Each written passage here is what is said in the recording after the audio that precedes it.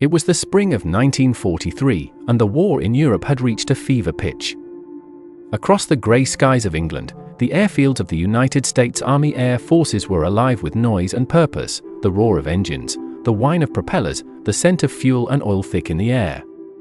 The 56th Fighter Group was among them, a band of American airmen whose courage and ferocity would soon become legend. Their mounts were the Republic P-47 Thunderbolts, massive, ironclad beasts of the sky, not sleek like a Spitfire nor agile like a Messerschmitt, but built with the heart of a prizefighter. The pilots called her the Jug, short for the Juggernaut, and for good reason.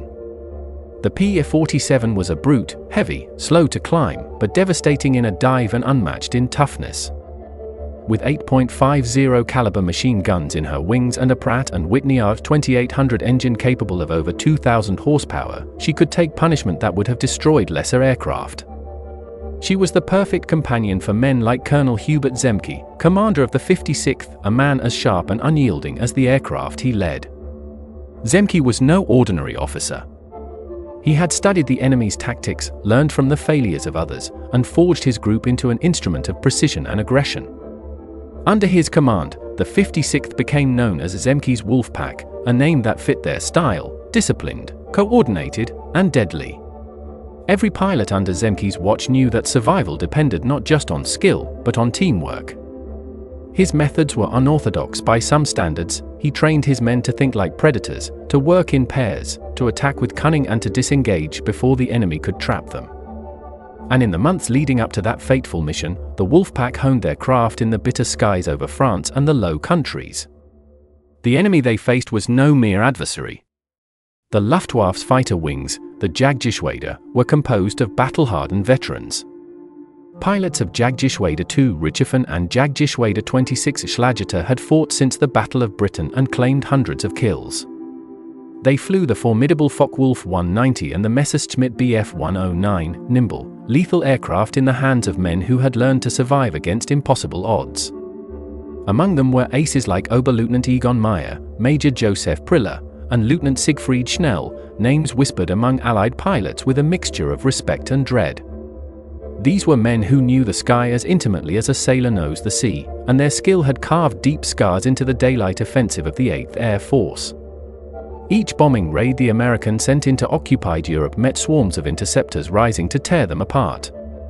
The B-17s and B-24s, the flying fortresses and liberators, needed protection, and the P-47s of the 56th were tasked to provide it.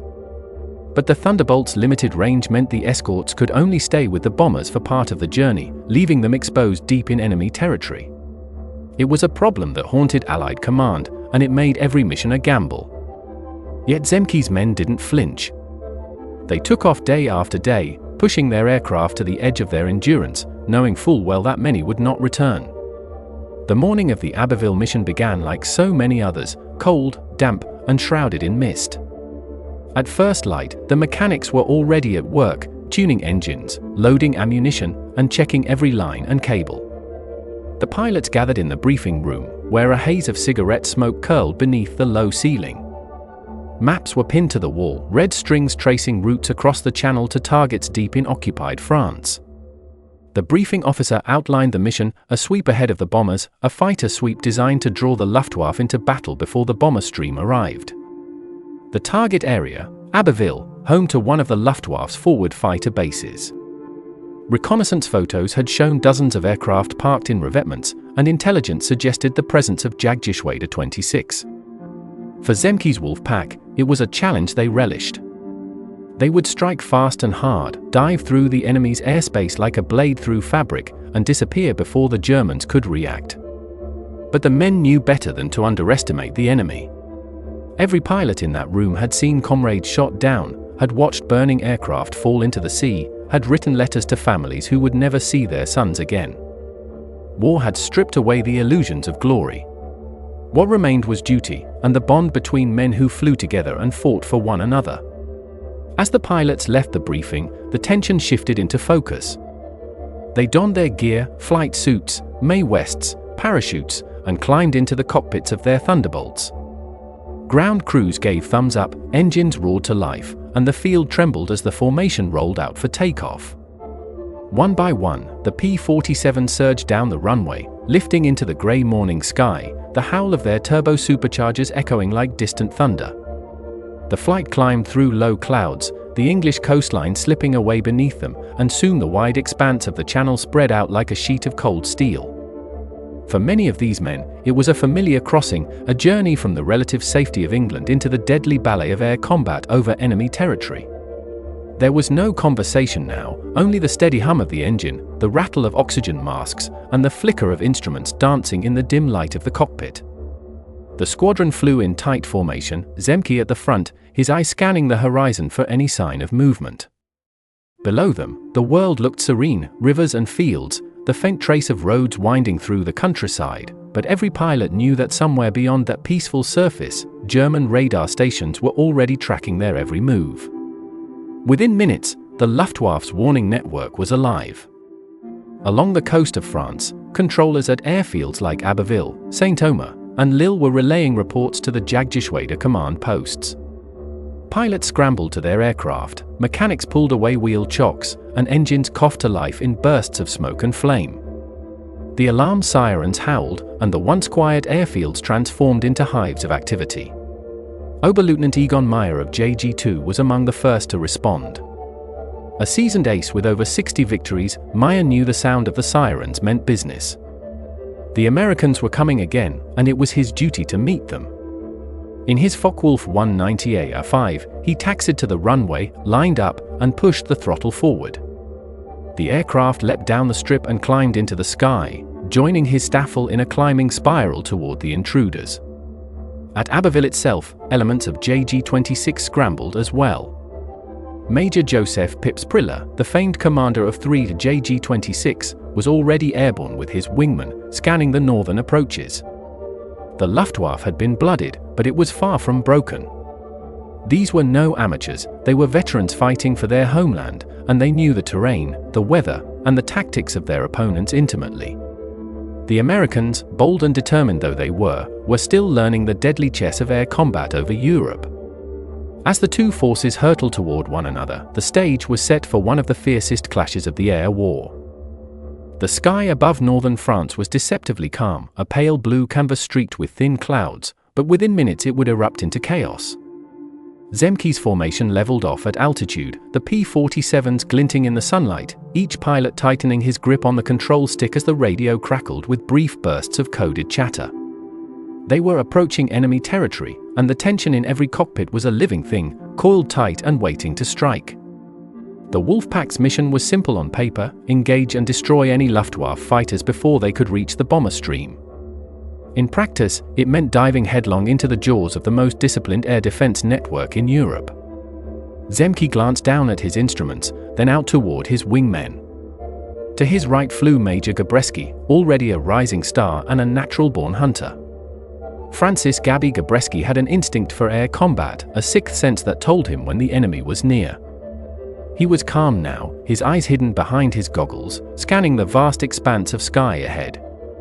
To his left was Robert Johnson, quiet and steady, a man whose nerves of steel would soon make him one of the top aces of the war. Behind them, the rest of the group held formation like a flock of armored hawks, engines humming in synchronized defiance. They crossed the French coast near Le Touquet, and almost immediately, ground fire began to rise from the fields below, black puffs of flak bursting around them, fragments whipping past like hornets. The pilots held their course. Flak was frightening, but it was impersonal. The real danger was the enemy fighters that were even now climbing to intercept.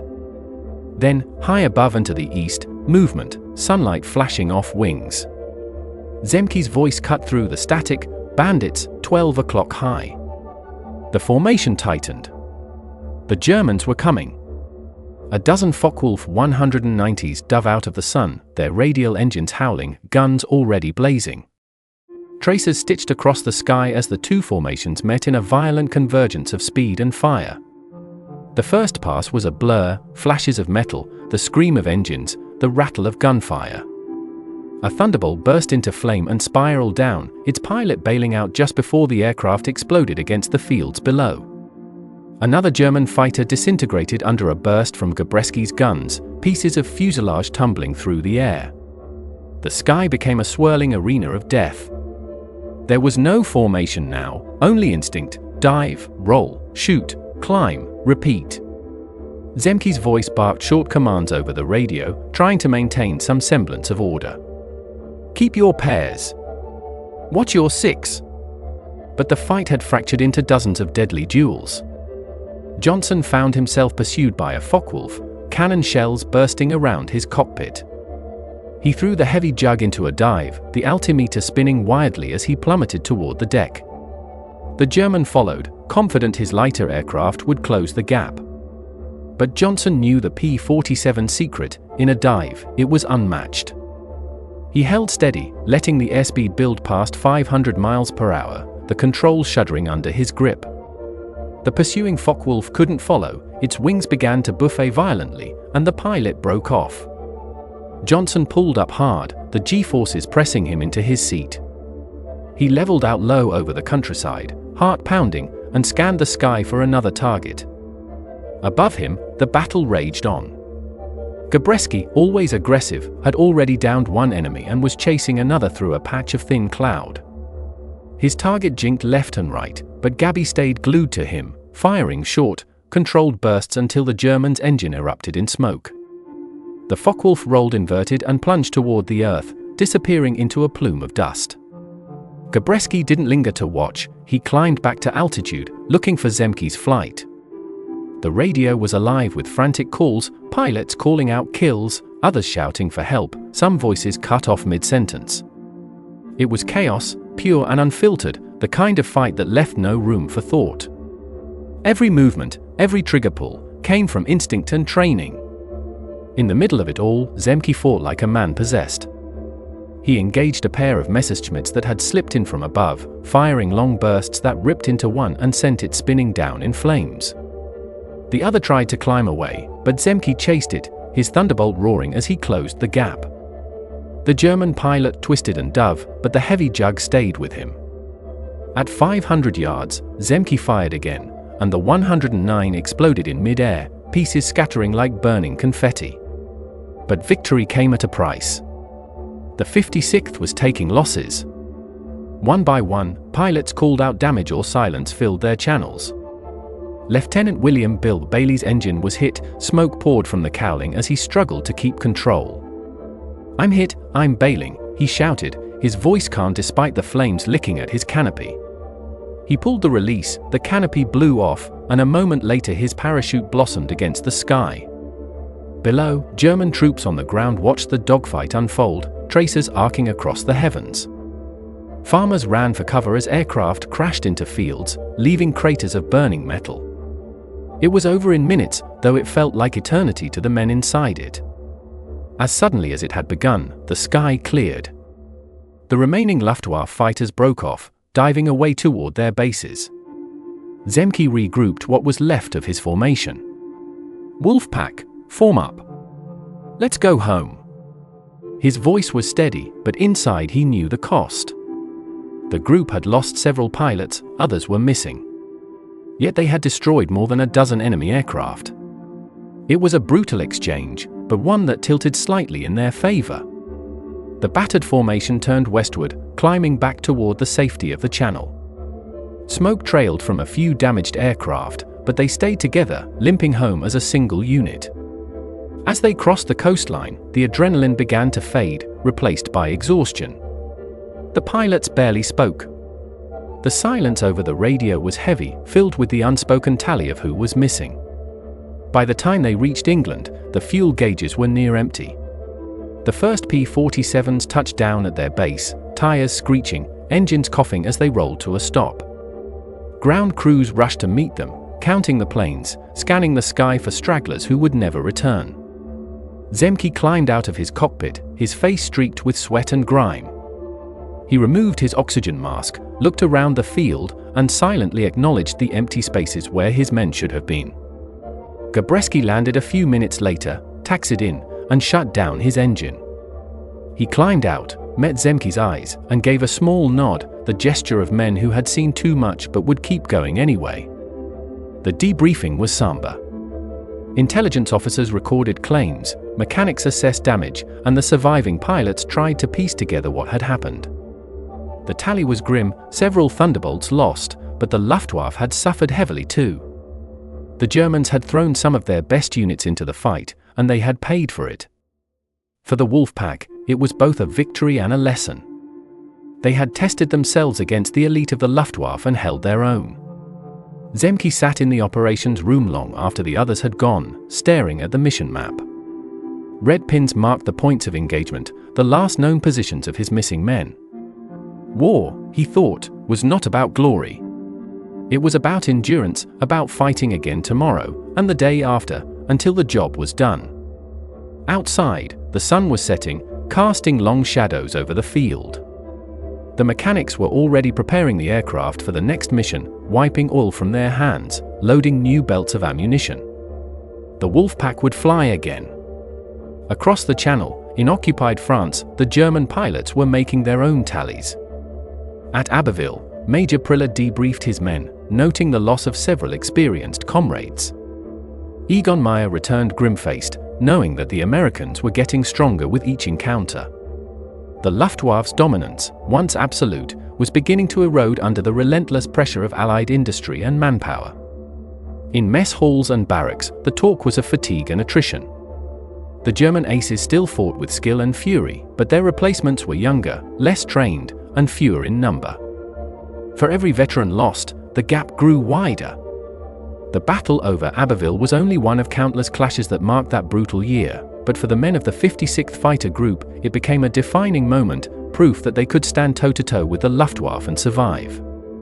The war was far from over, and greater challenges lay ahead, but that day, in the skies above northern France, Zemke's Wolfpack had earned its name in full. The weeks following the battle over Abbeville were a blur of activity and preparation.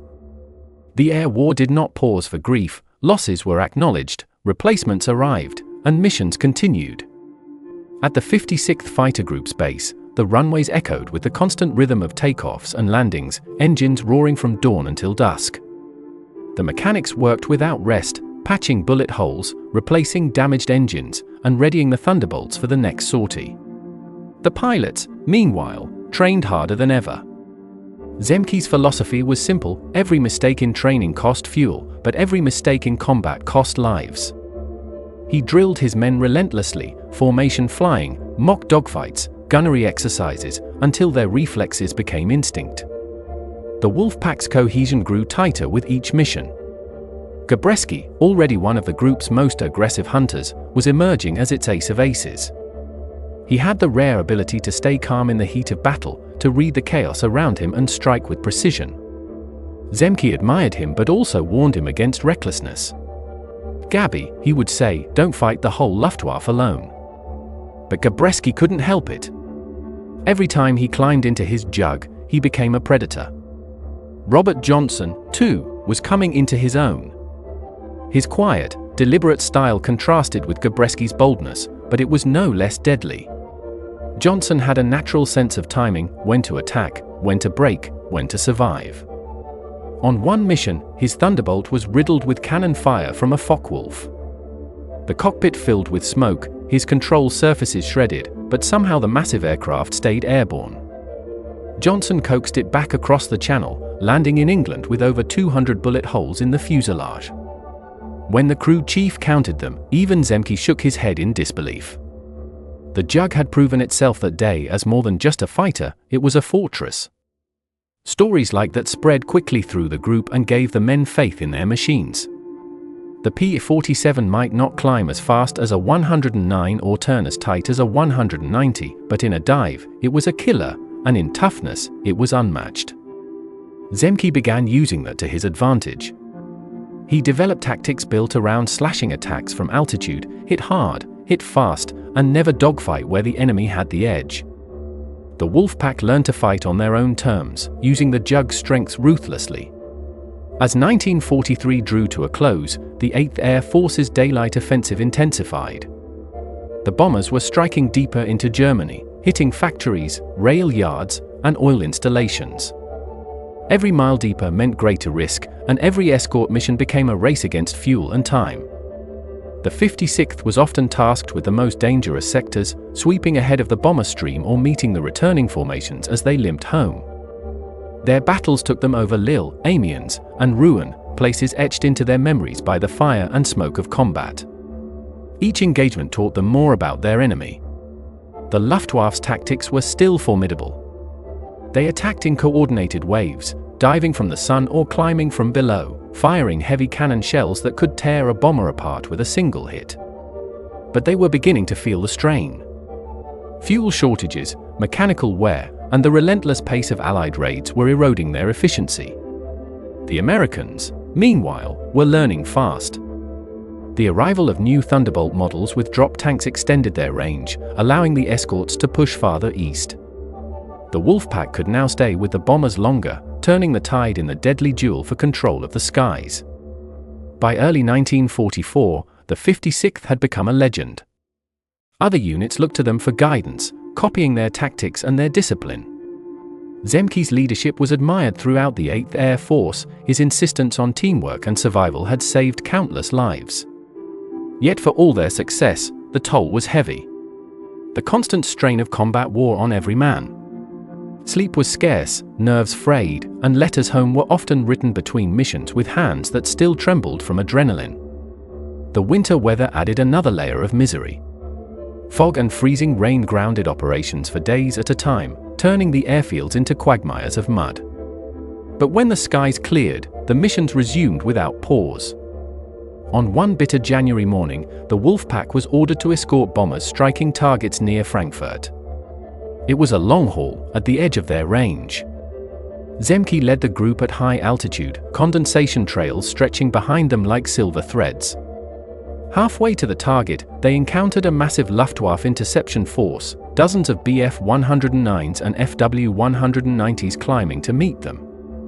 The radio came alive with warnings, and Zemke immediately split his formation into smaller elements. The sky became a swirling chaos of vapor trails and gunfire. Gabreski dove through the melee, shooting down one 109 in a single pass before climbing again. Johnson scored another, his calm precision contrasting with the frenzy around him. But the Germans were desperate. They attacked head-on, determined to break through to the bombers. Zemke coordinated his units like a conductor directing an orchestra, positioning them to strike the enemy flanks. The Thunderbolts dived in pairs, guns blazing, ripping into the climbing 109s. The sheer firepower of the Jugs was overwhelming. Several Luftwaffe formations broke apart, scattering under the assault. Yet victory never came without loss. 2 of Zemke's pilots failed to return that day, their fates unknown.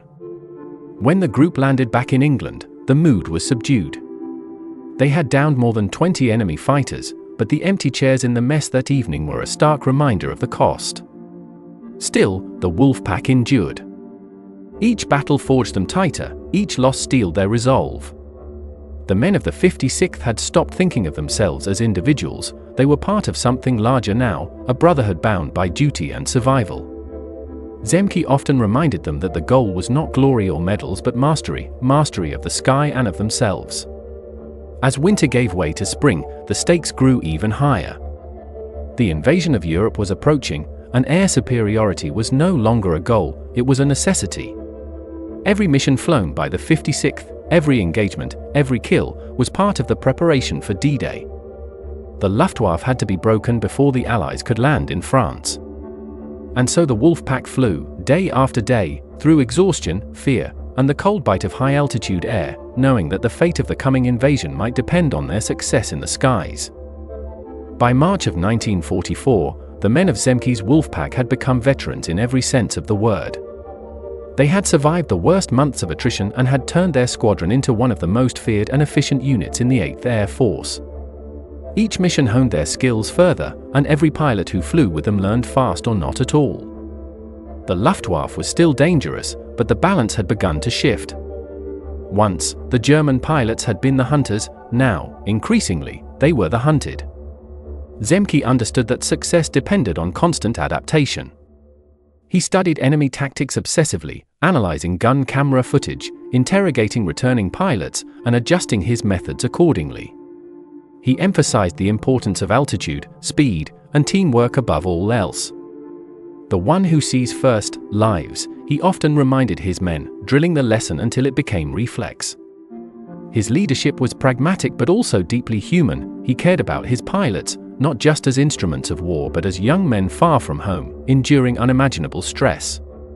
He made time to talk with them after missions, to listen, to joke when the mood allowed, and to ensure they never forgot why they were fighting.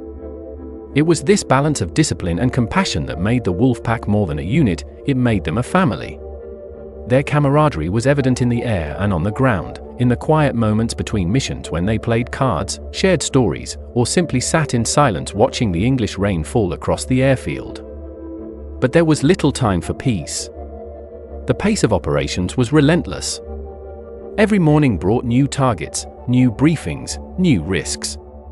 The enemy was weakening, but a cornered animal fights hardest before it dies. The Luftwaffe's remaining Jagdgeschwader, including JG2 and JG26, were throwing everything they had into the defense of the Reich. Their pilots flew until exhaustion or death, often with barely trained replacements filling the gaps left by fallen veterans. The Americans could sense the desperation in the enemy's attacks. They were less coordinated now, more reckless, as if driven by sheer will rather than strategy. Yet even in decline, the German fighter force remained lethal. On one mission in April, Gabreski's flight encountered a swarm of FW190s near the Belgian border. The initial pass was brutal, tracers sliced through the sky, one Thunderbolt went down trailing smoke, and Gabreski himself took hits to his wing. But he held steady, rolled inverted, and dove into the fray. In a single, fluid motion, he closed behind one of the 190s and opened fire, watching the rounds tear through its fuselage until the German aircraft exploded in a burst of flame. Moments later, he pulled out, climbed back into the fight, and scored another victory.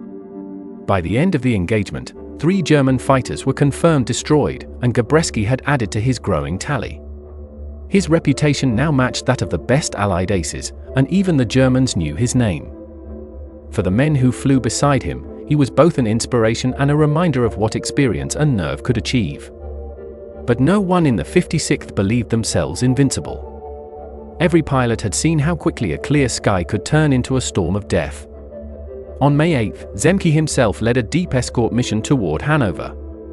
The Luftwaffe intercepted them in force, and the ensuing dogfight stretched across 20 miles of sky. Thunderbolts and Messerschmitts tangled in spiraling duels, engines screaming, guns flashing. Zemke shot down one 109 and damaged another, but his wingman was lost. When he returned to base, the elation of victory was tempered by silence. Each loss weighed heavily, but there was no time to mourn, the next mission was always waiting. The rhythm of war allowed no pause. As the spring of 1944 unfolded, the Allied air forces unleashed a campaign of destruction unprecedented in scale. The goal was total air supremacy in preparation for the invasion of Normandy. Rail yards, airfields, communication centers, nothing was spared. The 56th Fighter Group was at the forefront, flying multiple sorties per day, strafing ground targets, and hunting down anything that moved beneath them. The nature of their missions was changing. No longer just escorts, the Thunderbolts were now used aggressively as fighter bombers, striking targets of opportunity and crippling the German war machine from the air. Zemke adapted his tactics once again, training his men for low-level attacks and strafing runs, where precision and nerves of steel were essential. The danger was immense, flak batteries and small arms fire from the ground turned the skies into a curtain of lead. Many pilots described it as flying through hell itself. Yet the results were devastating for the enemy. Columns of trucks, locomotives, and airfields littered with burning aircraft testified to the Wolfpack's effectiveness. By May, the Luftwaffe's ability to operate in daylight over Western Europe was all but broken. Still, the men of the 56th knew the hardest days were yet to come. D-Day was approaching, though the exact date was known only to the highest command. The pilots trained for it in secret, rehearsing escort formations, close support roles, and rapid turnarounds. They understood that when the invasion came, the success of the troops on the beaches would depend in large part on their ability to keep the skies clear. Zemke drove his men harder than ever, but also prepared them mentally for what was to come.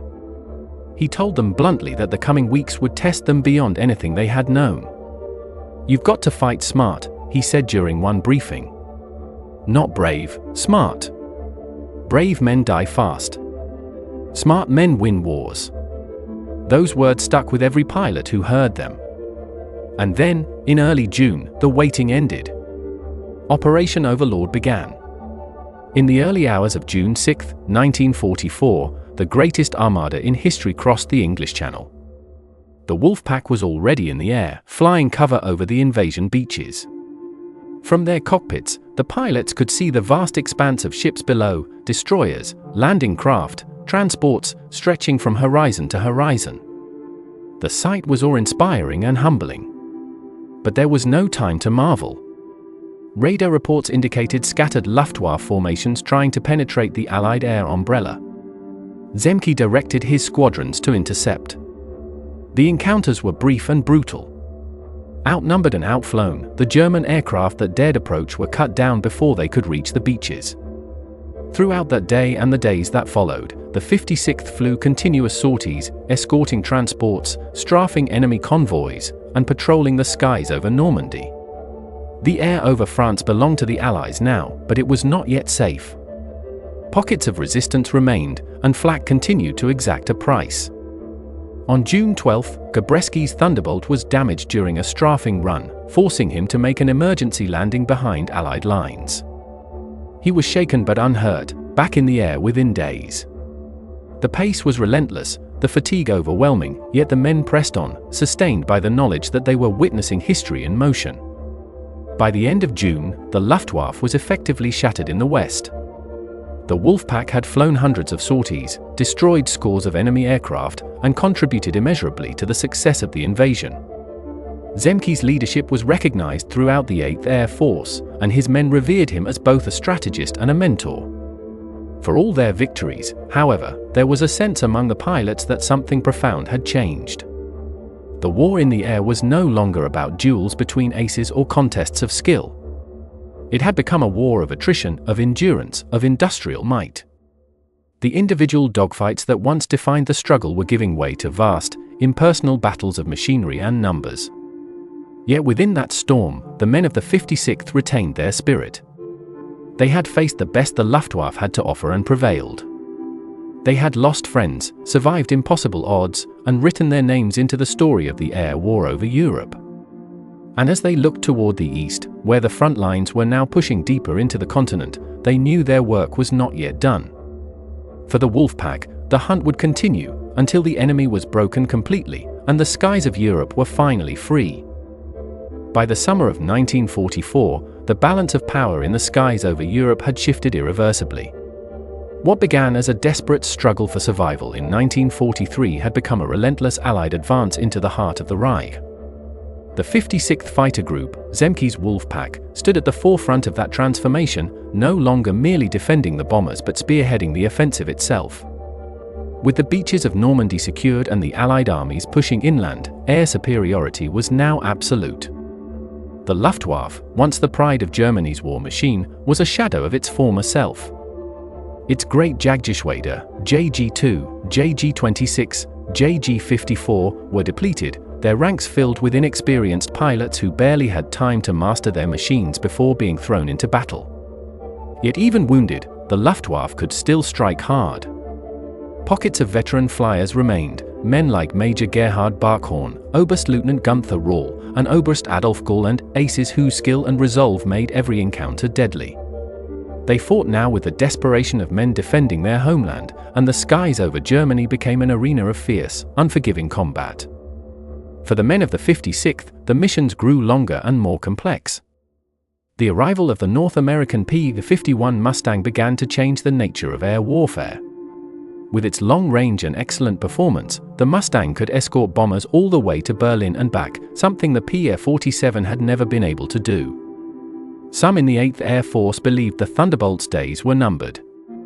But Zemke and his men proved them wrong. The Jug still had a place, particularly in low-level operations where its toughness and firepower made it supreme. The 56th adapted again, shifting between escort duties and ground attack missions as needed. Zemke himself, always the strategist, saw the Mustang not as a rival but as a tool, one that, combined with the Thunderbolt, could finally strangle the Luftwaffe completely. His focus remained on the men under his command. He knew that fatigue was taking a toll.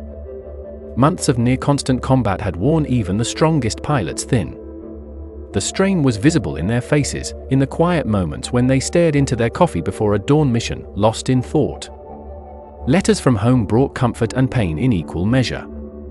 Yet despite it all, morale remained high. The Wolfpack's sense of identity, forged in the hardest days of the war, carried them through the grind. Their record spoke for itself: hundreds of enemy aircraft destroyed in the air and on the ground, countless bombers saved from interception, and a reputation that inspired every pilot in the 8th Air Force. It was around this time that fate caught up with some of its greatest figures. On July 20, 1944, Francis "Gabby's" Gabreski, by then the top American ace in the European theater with 28 victories, was forced down behind enemy lines after strafing an airfield in France. He evaded capture for several days but was eventually taken prisoner by the Germans and sent to Stalag Luftwaffe. His absence was felt deeply within the group. Gabreski had been more than just an ace, he was a symbol of what a Thunderbolt could do in the right hands.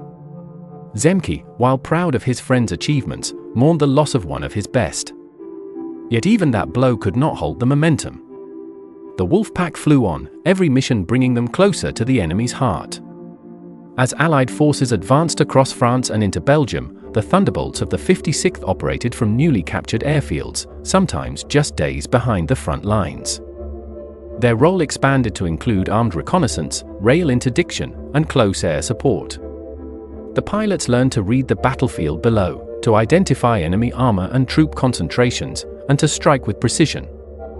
They became the eyes and fists of the advancing Allied armies. Zemke, ever the innovator, introduced new tactics for these missions, emphasizing coordinated attacks and constant movement to avoid flak.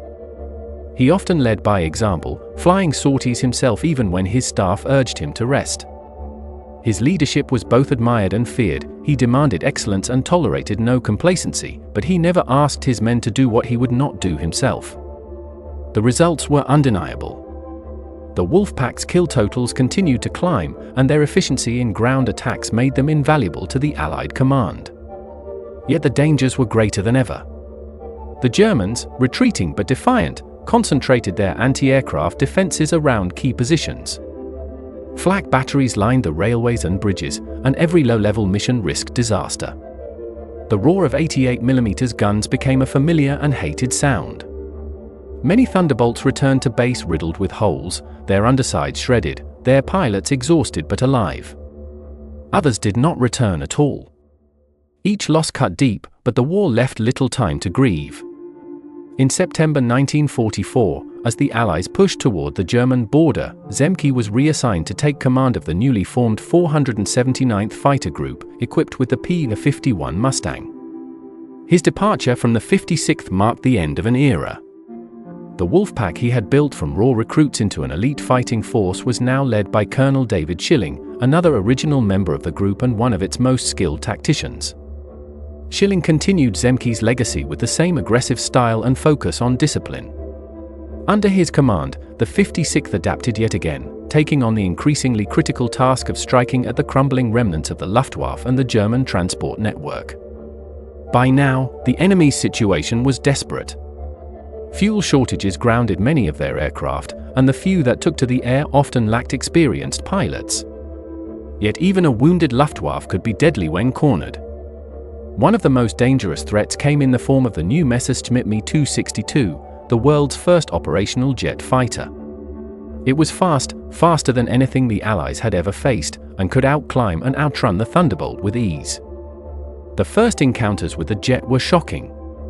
Pilots described it as like trying to fight a comet. Yet despite its speed, the Me-262 was vulnerable during takeoff and landing. Schilling's men quickly learned to patrol near German airfields, catching the jets as they climbed or descended. It was a dangerous tactic, often drawing heavy flak, but it worked. The Wolfpack added several jet kills to their growing tally, further cementing their reputation as masters of the European sky.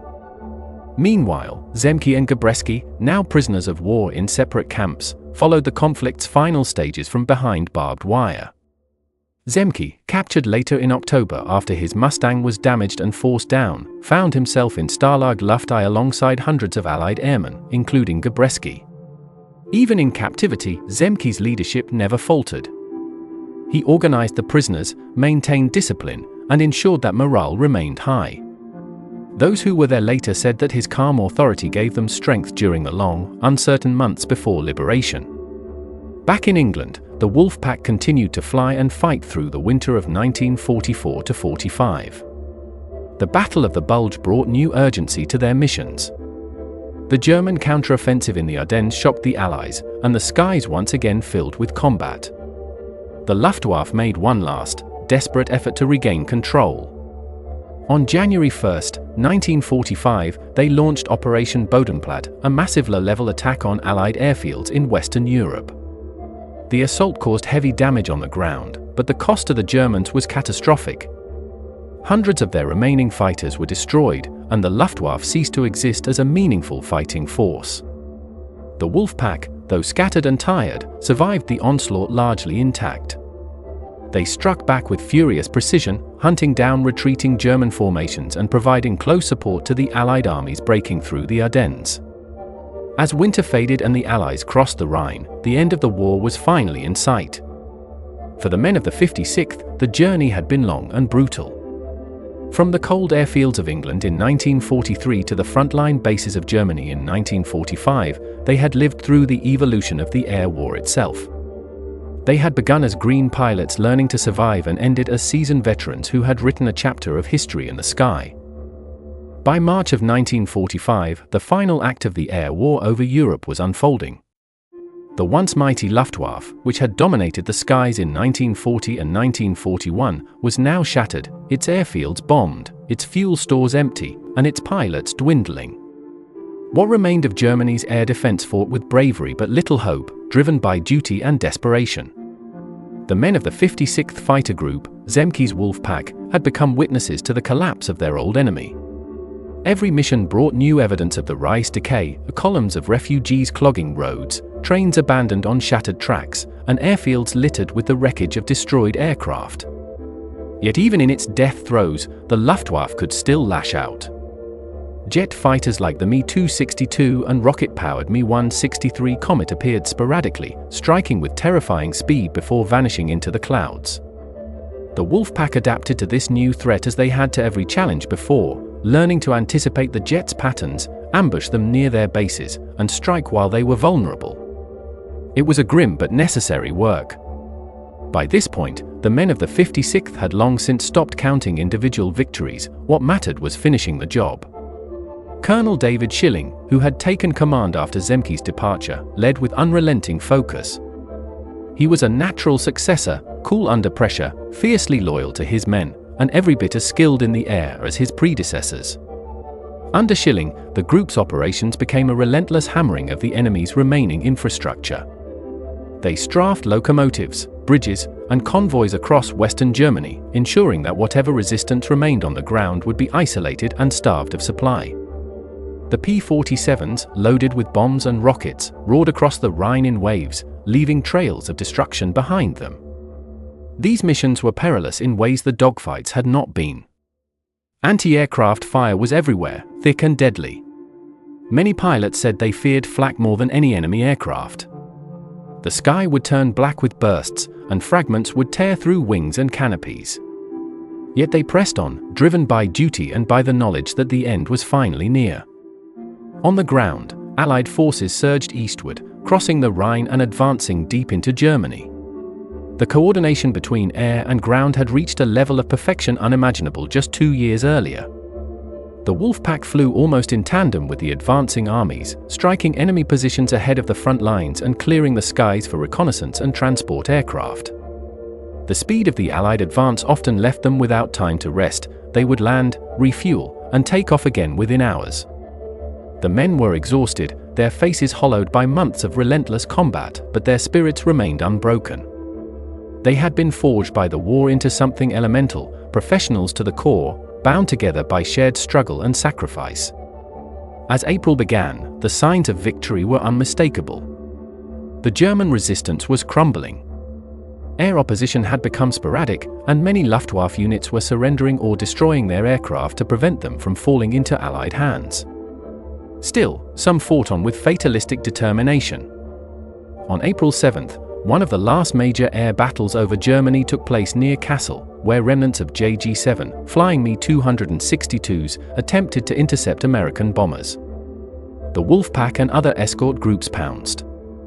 Though the jets were faster, their pilots were inexperienced and outnumbered. The result was a massacre, several Me-262s shot down, the rest scattering into the haze. It was the symbolic end of the Luftwaffe as a fighting force. In the following weeks, the mission shifted almost entirely to ground attack. The Thunderbolts ranged across Germany, hunting anything that moved: trains, convoys, artillery columns. They were the sword clearing the path for the Allied advance to Berlin. Many pilots who had once thrilled at aerial duels now found little joy in the work. The exhilaration of combat had been replaced by a grim sense of inevitability. They were executing the final blows of a war that had already taken too much from everyone. In early May, the news they had long awaited finally came. Germany had surrendered. The radio broadcasts carried the announcement across every airfield in Europe: the war in Europe was over. For a moment, no one quite believed it. The men of the 56th stood in silence, the sound of engines replaced by birds and wind. Some laughed, some wept, and some simply sat staring at the sky, as if unable to comprehend that it no longer belonged to war. The victory they had fought for, bled for, and survived for was finally theirs. But joy was tempered by memory. They thought of the friends who had not lived to see this day, of Gabreski still in captivity, of those who had gone down in flames over France or the Channel, of the countless empty bunks in the barracks. Their absence was the quiet shadow behind every celebration. When the prisoners of war were finally liberated, Zemke and Gabreski among them, the reunion was emotional. They returned not as conquerors but as men who had endured. Zemke, thin from months in captivity but unbowed, visited his old unit. The Wolfpack welcomed him as a hero, though he refused the title. He praised Schilling's leadership, spoke proudly of what his men had achieved, and reminded them that history would remember not just their victories but the discipline and integrity with which they fought. Gabreski, too, rejoined his comrades, his humor and confidence undiminished. In time, both would go on to distinguished post-war careers, continuing to shape the new US Air Force that emerged from the ashes of the war. For the 56th, the end of hostilities brought a strange quiet. The airfields that had once thundered with the sound of engines now lay still. Maintenance crews began dismantling equipment, pilots prepared for reassignment or discharge, and the once constant tension of combat gave way to reflection. In just over 2 years, the Wolfpack had flown more than 16,000 sorties, destroyed over 1,000 enemy aircraft, and established a combat record that would stand unmatched among 8th Air Force fighter groups. They had faced the best the Luftwaffe could offer, men like Egon Meyer, Joseph Priller, and countless others, and emerged victorious through skill, discipline, and sheer will. The lessons learned by Zemke and his men would shape air combat doctrine for generations. Their emphasis on teamwork, altitude advantage, and tactical flexibility became the foundation of modern fighter tactics. But beyond statistics and strategy, the legacy of Zemke's Wolfpack was something deeper, a story of endurance, brotherhood, and transformation. They had entered the war as young men, many barely out of flight school, and emerged as legends. The P-47 Thunderbolt, their faithful companion through every mission, became a symbol of that journey, rugged, powerful, indomitable. Long after newer, faster aircraft replaced it, veterans would still speak of the Jug with affection, remembering its roar, its strength, and the way it had carried them home when all seemed lost. When peace finally settled over Europe, the surviving members of the 56th scattered to new lives, some stayed in the service, others returned to farms, factories, and families. But wherever they went, they carried the bond of the Wolfpack with them. In reunions and letters, they kept the memory alive of Zemke's leadership, of Schilling's precision, of Gabreski's daring, and of all the men who had made the name Wolfpack synonymous with courage in the skies. History would remember them as warriors who helped turn the tide of the war, but among themselves, they remembered simply as brothers. And so, as the years passed and the roar of the Thunderbolt faded into history, the legend of Zemke's Wolfpack endured, a testament to what determination, discipline, and unity could achieve even in the darkest of times, and a reminder that in the boundless, perilous expanse of the wartime sky, courage was the only compass that never failed. The guns had fallen silent, but the legacy of Zemke's Wolfpack was only beginning, carried not in the echo of their engines but in the minds and methods of those who would shape the air wars to come. When the men of the 56th Fighter Group returned to America, they did so not as restless heroes looking for parades, but as craftsmen of a deadly trade who understood that the future of air combat would depend on what they had learned above Europe. Hubert Zemke himself, leaner from captivity yet as sharp as ever, re-entered the new United States Air Force as it was born in 1947, bringing with him the discipline, tactical precision, and leadership philosophy that had made his Wolfpack legendary. He commanded the 479th Fighter Group and later held senior posts within the growing network of NATO air commands, teaching a new generation of jet pilots that air combat, no matter how fast or complex, still depended on the same principles of energy, altitude, teamwork, and will. Zemke often told young officers that machinery changed, but the human element never did. Courage and judgment could not be built in factories. David Schilling followed a similar path, helping to pioneer long-range jet operations during the earliest days of the Cold War. A born innovator, Schilling became one of the first to push the limits of aerial refueling, leading transatlantic jet flights that proved American air power could reach anywhere on Earth. Tragically, his daring spirit outpaced his luck. In 1956, while still serving as a colonel, Schilling was killed in a car accident in England. His loss was felt across the Air Force, for he had become one of the bridges between the Thunderbolt age and the supersonic frontier. Francis Gabriel Gabreski, meanwhile, returned to combat once more, this time over Korea, where he added 6.5 MiG-15 kills to his already extraordinary World War II record. He flew the F-86 Sabre with the same aggressive style that had defined his days in the JUG, teaching younger pilots that instinct and audacity still mattered in the jet era. By the time he retired in 1967 as a colonel, Gabreski had become one of America's top fighter aces across 2 wars, a living testament to the continuity of the fighter pilot's art. Around them, the doctrine and identity that Zemke's Wolfpack had forged in the skies over Europe seeped into every corner of the post-war Air Force. The 56th itself was reactivated as a jet fighter wing, trading the roar of the P-47 for the shriek of the F-86 and later the F-100 Super Sabre, but its spirit remained unchanged. Pilots who joined the unit in the 1950s still spoke of the Wolfpack with reverence, learning not only its history but its philosophy, that air superiority was never a given, that discipline was the edge that turned survival into victory. The lineage of the group became a living tradition, its name carried forward through reorganizations, redesignations, and the endless evolution of machines. Zemke's emphasis on formation integrity and coordinated aggression appeared in the official fighter tactics manuals of the early jet age. The energy maneuverability theory that later defined aerial combat was rooted in the very principles he had drilled into his Thunderbolt pilots in 1943. Even as radar, missiles, and supersonic speeds transformed the battlefield, the essence of the Wolfpack remained visible in the way fighter squadrons trained, flight leads thinking not as lone hunters but as part of a pack, always aware of mutual support, communication, and tactical geometry. In the halls of the Air University at Maxwell Field, instructors cited Zemke and his men as exemplars of adaptive command. They showed how a unit that began with an ungainly, underperforming fighter had turned it into a weapon of domination through ingenuity and morale. To the young jet pilots of the 1950s and 1960s, these stories were more than history, they were instruction. The Wolfpack's experience taught them that no aircraft, however advanced, could win without disciplined teamwork. As the Cold War deepened and American pilots faced their Soviet counterparts in distant skies, from the frozen frontiers of Europe to the mountains of Korea, the echoes of the 56th's ethos could be heard in every briefing room. Their legacy was written not just in victories but in procedures, slogans, and unspoken habits that persisted across generations. The unofficial motto that had once circulated among Zemke's men, "Stay high, stay fast, stay alive," found its way into new contexts, etched in manuals and painted on hangar walls. To outsiders, it was a phrase about tactics. To those who had inherited the Wolfpack's bloodline, it was a way of thinking about life itself.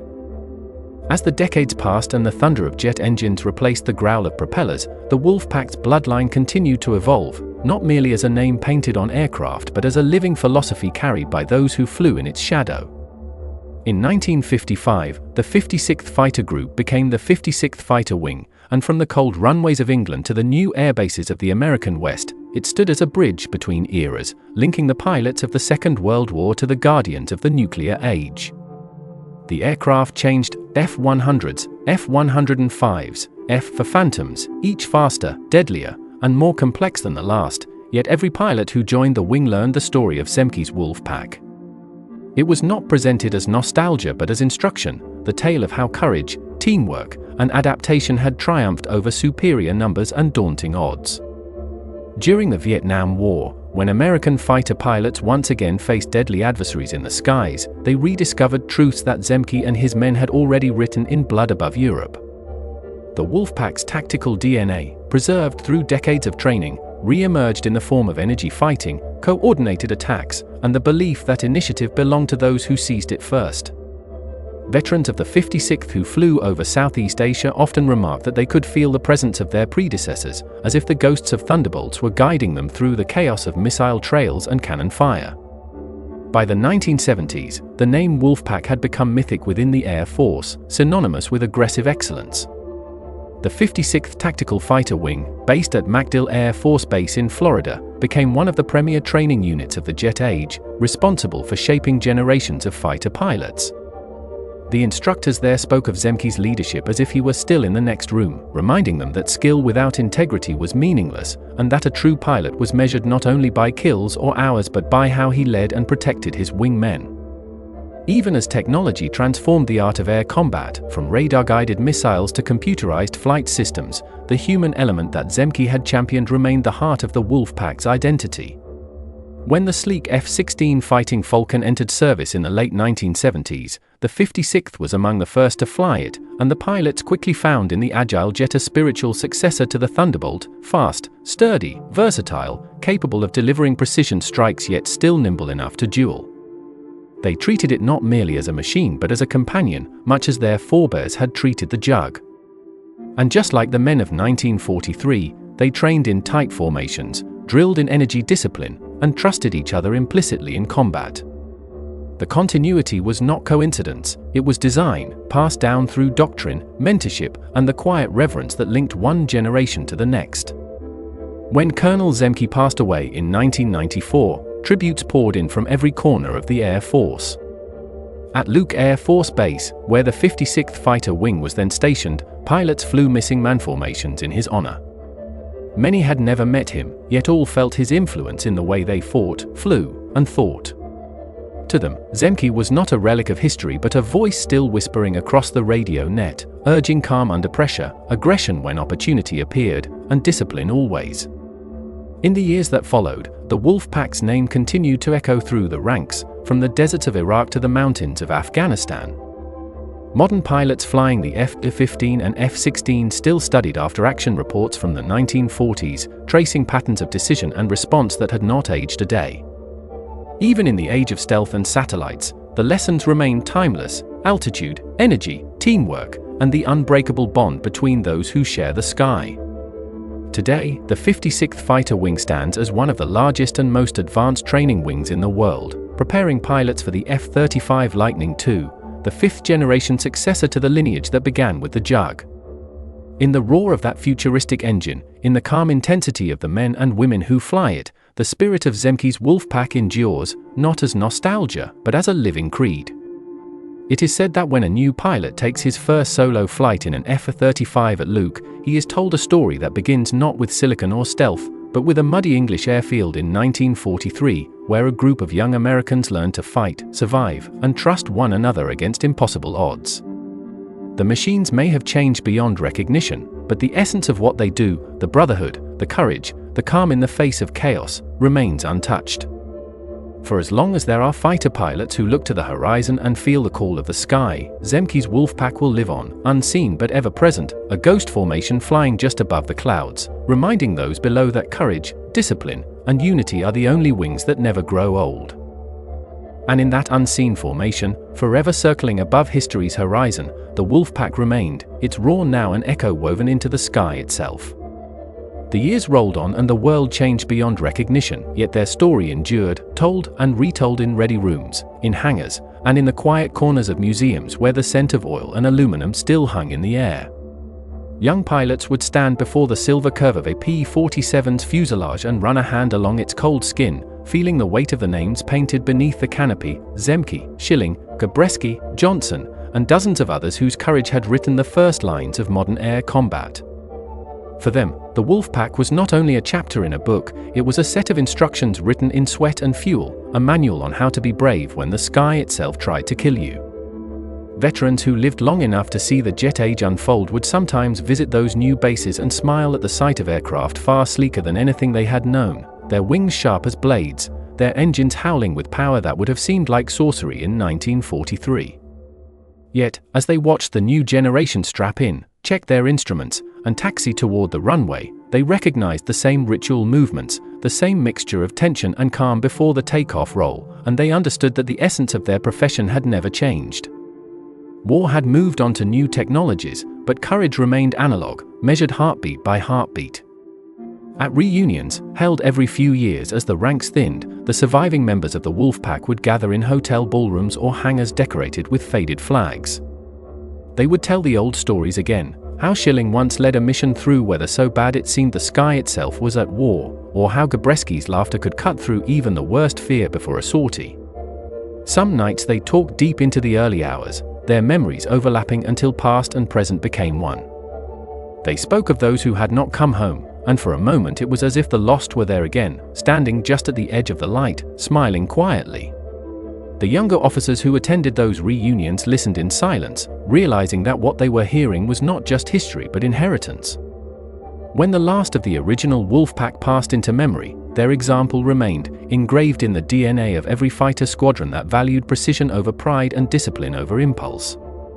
The jets that streaked across the skies of the late 20th century, F-15s, F-16s, F-22's, all carried in their design and doctrine traces of the lessons first learned over occupied Europe. Engineers could calculate thrust and drag, but they could not design the moral geometry of a dogfight. That knowledge came only from men who had lived it.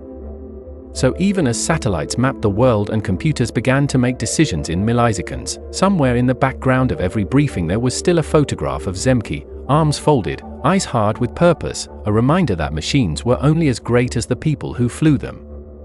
The Wolfpack's legend also outgrew the boundaries of its own nation. In Germany, where once the Black Crosses had risen to meet them, Luftwaffe historians came to regard Zemke's men with respect, even admiration, as worthy opponents who had fought honorably and well. At commemorations on old airfields, German veterans would sometimes stand alongside Americans, the enmity replaced by understanding that only those who had lived the same terror of fire and altitude could truly comprehend. The sky had been their shared battlefield, but also their shared home. In that strange fraternity of airmen, shaped by risk and sacrifice, the Wolfpack's story became a bridge between former enemies. And so, as decades faded into centuries, their memory settled into something larger than national pride. It became a story of what human beings could achieve when they refused to yield to fear. Time itself seemed to bow around their memory, the way sound bends around a steady note that never quite fades. The world of flight had transformed beyond recognition. Men now rode rockets past the edge of the atmosphere, drones crossed oceans without pilots aboard, and satellites traced invisible orbits far above the reach of any piston engine. Yet in the lore of every aviator, in the lineage of every squadron patch and call sign, the Wolfpack still flew. Zemke's philosophy, precision, restraint, teamwork, became the unwritten creed of the modern fighter pilot. In every air force that studied the old campaigns, instructors pointed to those 56th Fighter Group records and said, "This is what discipline looks like under fire." Zemke himself would live long enough to see the jet age take shape, his grey hair a quiet testament to the wars he had outlasted. He commanded the 479th Fighter Group, then served through the birth of NATO, shaping new generations who had never heard a propeller's roar. Schilling, restless as ever, carried his instinct for leadership into the new Air Force, helping forge its identity in a world balanced uneasily between peace and annihilation. Gabreski flew again in Korea, carving his name into history's ledger a second time, proving that courage was not bound to one war alone. And Johnson, the brawler of the skies, lived his life with the same fire he had shown over Europe, always loyal to the memory of his comrades. Each man carried the weight of survival differently, yet together they embodied the strange peace that follows victory, a peace filled with ghosts and gratitude. As they aged, they spoke less of kills and sorties and more of the moments between them, the silence before takeoff, the way sunlight hit the canopy just before a fight, the strange calm that came when a man accepted that the next breath might be his last. Those who knew them later in life said that their eyes still searched the horizon unconsciously, as if expecting to see a contrail, a flash of sunlight, a phantom wingman holding formation. The wolf pack had become more than a unit, it was an idea, a living constellation mapped across time. When the last of them passed, their funerals were attended by men and women who had never met them, yet felt they owed them something, a posture, a principle, a piece of courage borrowed from history. At airshows, the rumble of a restored P-47 Thunderbolt sometimes rolled across the fields, its engine coughing to life like an old heart remembering its rhythm. Children would cover their ears, and the veterans would smile, tears hidden behind sunglasses. In that noise, they heard everything, the youth they'd lost, the friends they'd buried, the world they'd saved, the price they'd paid. And as the big fighter lifted into the blue, heavy and defiant, its shadow swept across the crowd like the wing of a legend that refused to die. Even the earth itself seemed to hold traces of them. In England, wild grass grew over the old runways at Halesworth and Boxted, but when the wind passed through, it made a sound like distant engines, the faintest whisper of the days when hundreds of Thunderbolts clawed for altitude over Suffolk. Locals still found bits of aluminum in the soil, fragments of cowling, rivets, the occasional bullet casing, relics of a time when the sky was war's true frontier. Visitors left small tokens at the memorials, a pair of dog tags, a faded squadron patch, a note folded beneath a stone. Some nights, when the weather turned and fog lay heavy over the fields, it was said that the air felt charged, as if memory itself had mass, and the faintest outline of wings might be seen gliding above the mist. Perhaps that was only imagination, or perhaps history never truly leaves the places where it was written. The Wolfpack's story had become inseparable from the air that carried it. In the language of pilots, they had reached wheels up forever, their departure permanent but their presence enduring. And so the narration of their legend now belongs to the living. Each time a pilot checks his oxygen line, each time a crew chief runs a hand along a wing before dawn, each time a student of history reads the name Zemke or Gabreski or Schilling, the formation reforms for a moment, unseen but felt, vast but intimate. They remind us that valor is not born from invincibility, but from resolve, that mastery of the air begins first with mastery of the self. When the sun sets behind a flight line and the last aircraft of the day rolls to a stop, the wind carries a note from another century, a soundless salute to those who flew when the odds were longest. Somewhere beyond sight, the Wolfpack still flies, its engines a harmony of courage and memory, tracing a circle that has no end. The sky holds their story now, quiet, eternal, endless as flight itself.